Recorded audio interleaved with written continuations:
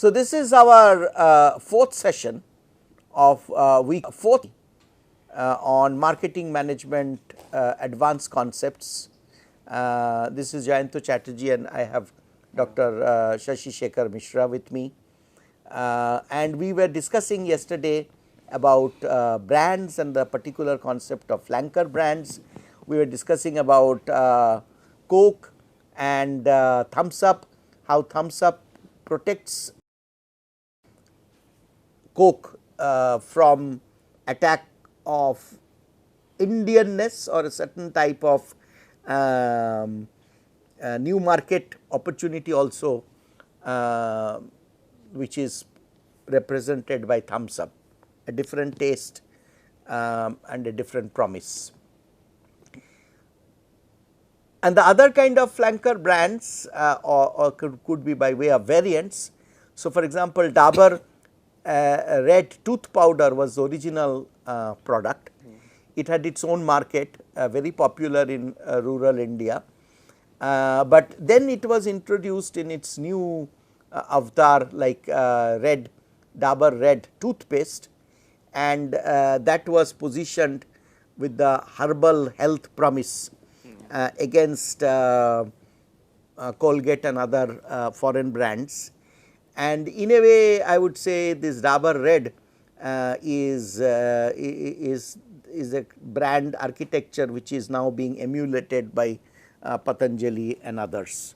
Also I think the older two in this field will be Dabur red and Vicco Vajradanti, and which are now many other players are coming in this segment because of this increasing interest which you mentioned in health and naturalness of all products.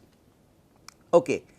I will now go to the next case or next situation where your brand is strong in the current market, the market is saturated and you are looking to diversify. That means you have a strong position in a market which has evolved and it is already kind of reaching saturation. In India we do not see many such markets because India is still growing rapidly in terms of consumption. I think all manufactured products in India today may be catering to almost at most maybe 30-40% of the population. 60% of the population, particularly the rural population, are still quite hungry. Yeah, we know that this common term coined in the academics is bottom of the pyramid. So yes. That is a still untouched segment. The bottom of the pyramid is very wide. So there are challenges in that market, but there are huge opportunities in that market. That is why market saturation is something that is it happens in India in a transient manner, then the market expands with the other price points emerging. But there still are examples which are worth looking at. So, for example, that you can take that same name which has a very strong brand appeal and you can give that name to a different kind of product line. Sometimes that happens due to regulatory reasons, like for example, cigarettes are cannot be promoted and Wills is a very strong brand of ITC, and then they use that same brand instead of using it for cigarettes, they use it, they interpret that it is a lifestyle and then give it to a whole line of apparels, clothing.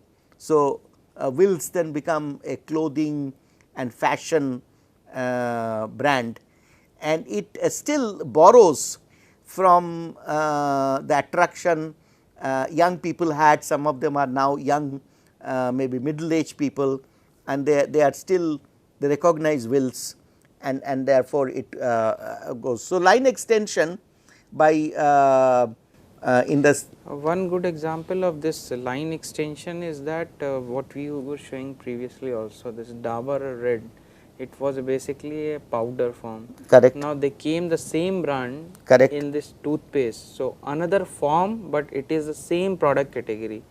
Now, what you are going to talk about is brand extension, is taking the brand actually a different product categories as Absolutely. brand extension. So, thereby actually your overall revenue, so there we can see, for example, Reebok. Yeah, So, Reebok is shoes, yeah, but Reebok is associated, or Reebok shoes are associated with jogging, running, walking, trekking. So, it is a active lifestyle oriented product. So, using that extension, therefore, from shoes you can introduce Reebok water, which is a flavored water with certain added elements to give you energy yeah, when you are in sports or active life style activities. So, similarly, Nike shoes are associated with jogging, playing different games. So, you can therefore use that and go on a extension and introduce various kinds of casuals or sports attire, which you can use while playing basketball or while jogging or while running, walking. So, you create a whole line of apparels, casual wear apparels, which then gives you additional benefit. Or Harley Davidson, associated with macho men, you know, it is almost like a cult brand for bikers. So, there are Harley Davidson bikers clubs. So, Harley Davidson saw in this an opportunity and they created cologne, and they are, I think, experimenting now with even different kinds of leather dresses, which therefore has the Harley Davidson brand and caters to almost the same market.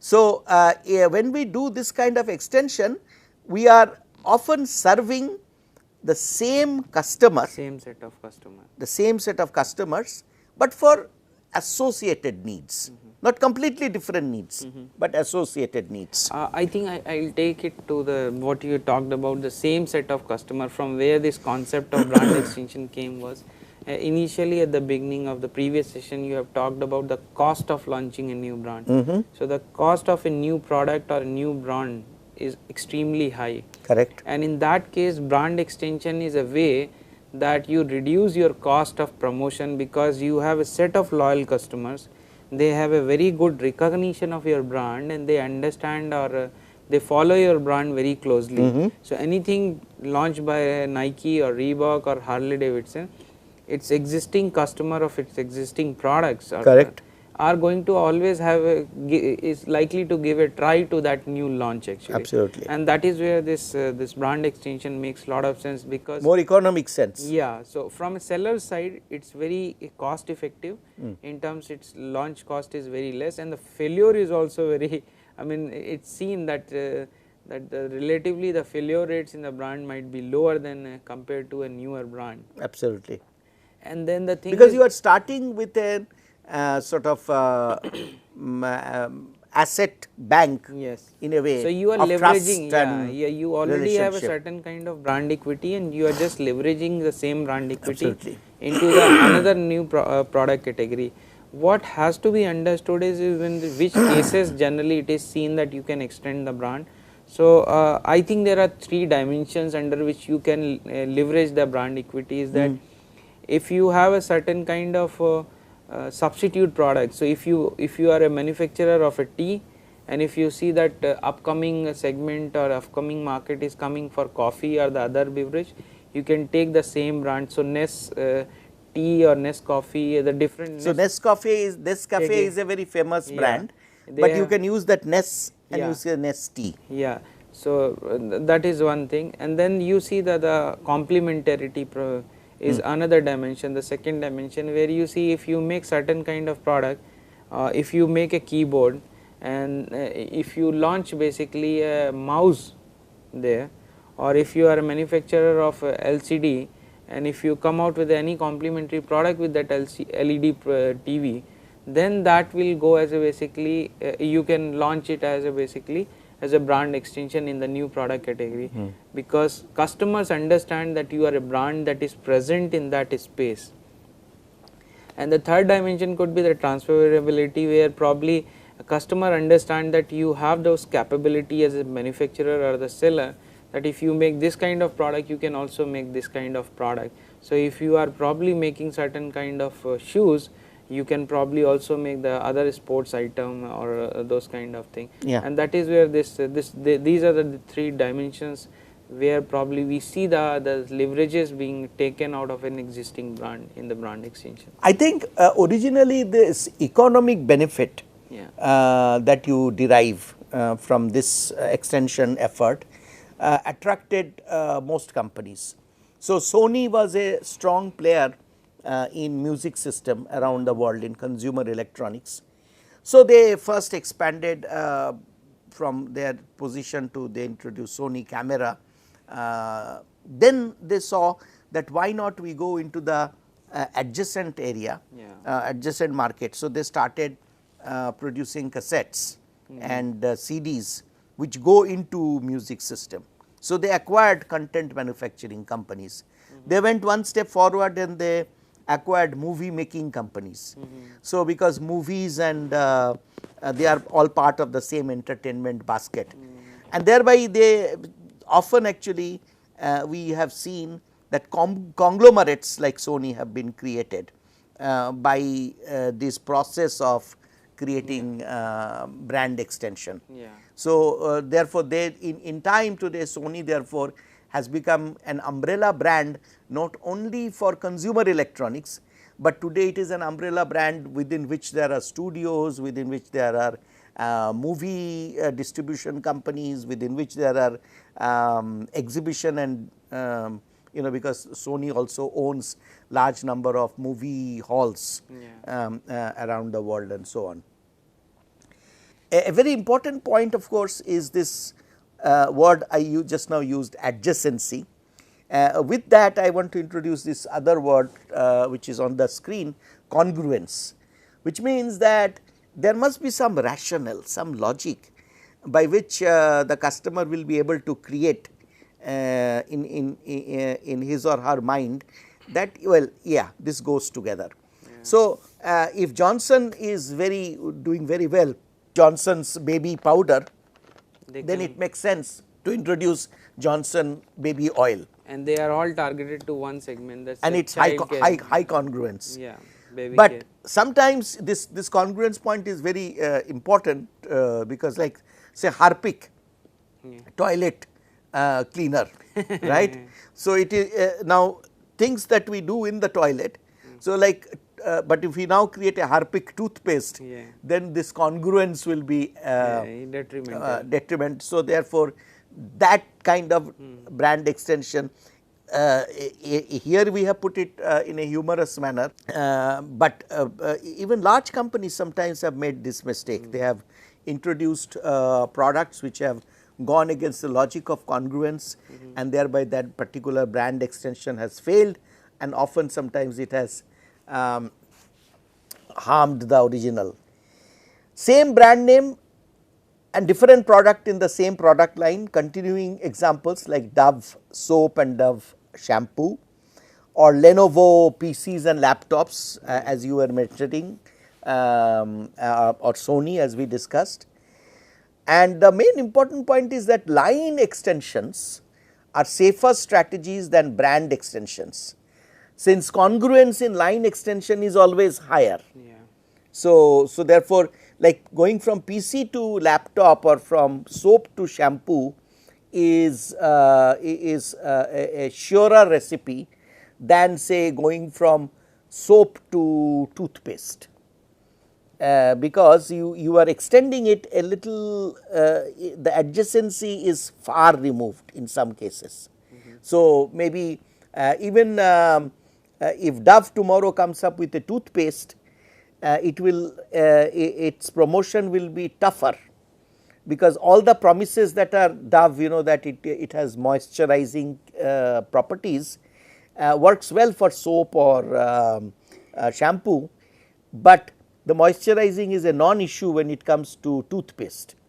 Then it will not be that easy, even though it will be going to the same type of customer, even though it will be for similar type of ritualistic activities, our daily activities, daily chores, but yet it will be much tougher to promote Dove toothpaste, because they will have to come up with another property that will link the two.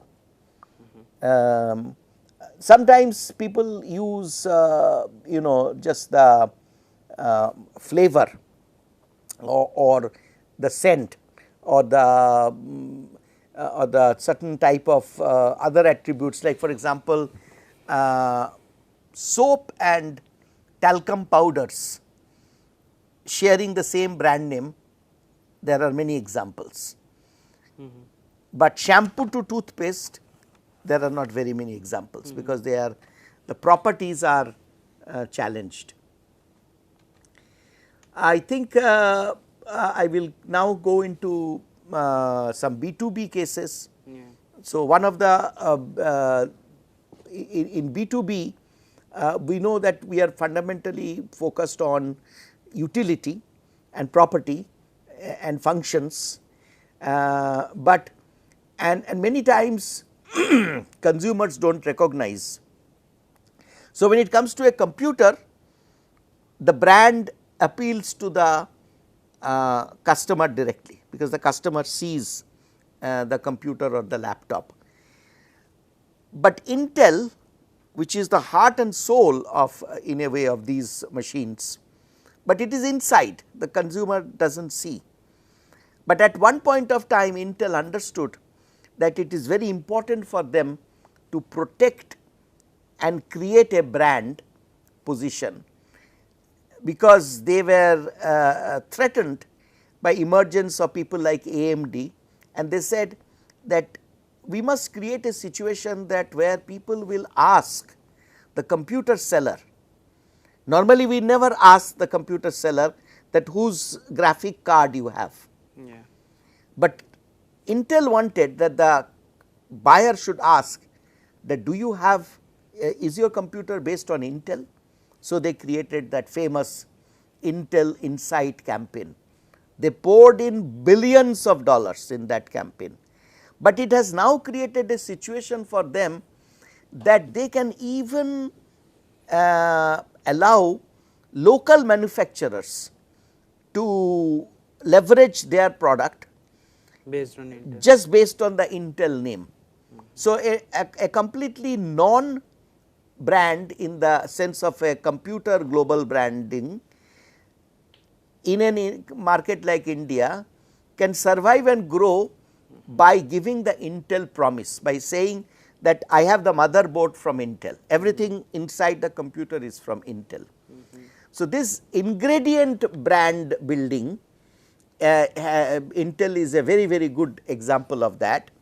And so, it is not only the it keeps going back to Porter's 5 forces. So, it kind of is a good counter to the buyer power. Buyers. So, buyers like HP, Dell, etc., they have to give respect to the Intel Inside brand position, and thereby the Intel continues to command a price premium over its competitors like AMD and so on. So, that is another very good example of brand and its power and its long term benefit. Now, this is another case that you have a strong brand, but want to penetrate the market even better. You are in the same market, but you want to go deeper, you want to snatch market share away from competitors or expand the market. So, sometimes we use for this complementary branding, like for example, State Bank of India. State Bank of India is already a very strong bank, but it sees that there is one kind of revenue stream which happens through this credit card mechanism. So, they create a co-brand by tying up with Visa or MasterCard, and they have SBI Visa or SBI MasterCard and so on. Or for example, IRCTC, which has a very powerful internet commerce, e-commerce engine, one of the biggest in India and one of the most robust, and they see that people who travel, they often look for transit accommodation, some budget hotel near the station. They may have to catch the flight next morning or take another train and so on. So, they tied up with Ginger hotels, and in the process what earlier they attempted to do this rail Yatri Niwas, now those have been upgraded, and this combination or co-branding is working pretty well. Yeah. So, these were some examples of different situation, and we can now in two matrices we can put it all together.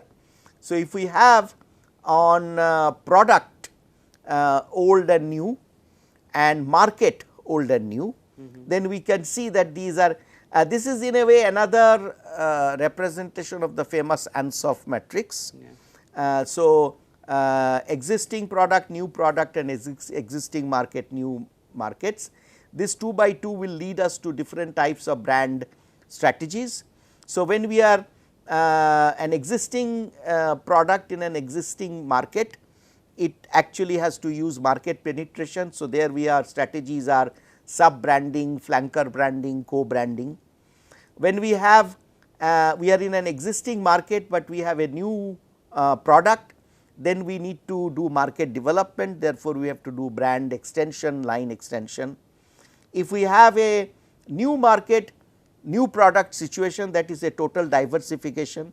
So, that is often, I would not even call it brand extension as it is shown on this slide, I would say it is brand extension as well as brand recreation. I would like to use that word. And then if it is an existing product, but you are going into a new market, then it is product development.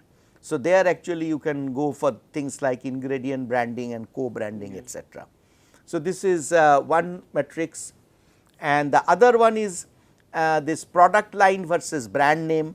So, if it is the product line is existing product line, brand name is existing, then it is line extension. If the product line is existing and the brand name is new, then it is a kind of a flanker brand, like we discussed the example of Tide. Or if it is the product line is new, the brand name is new, then it is of course another recreation or diversification. And if it is the brand name is existing, but the product line is new, like Dove shampoo, then it is brand extension from soap to shampoo or from tooth powder to toothpaste and so on and so forth. So, that kind of completes our discussions on certain different situations. To complement what you have already discussed is the fundamental concepts of brands. And maybe we will later on look at some more detailed cases, short cases that can be discussed either in the global scenario or in the Indian scenario in the subsequent 2 sessions of this week. Thank you.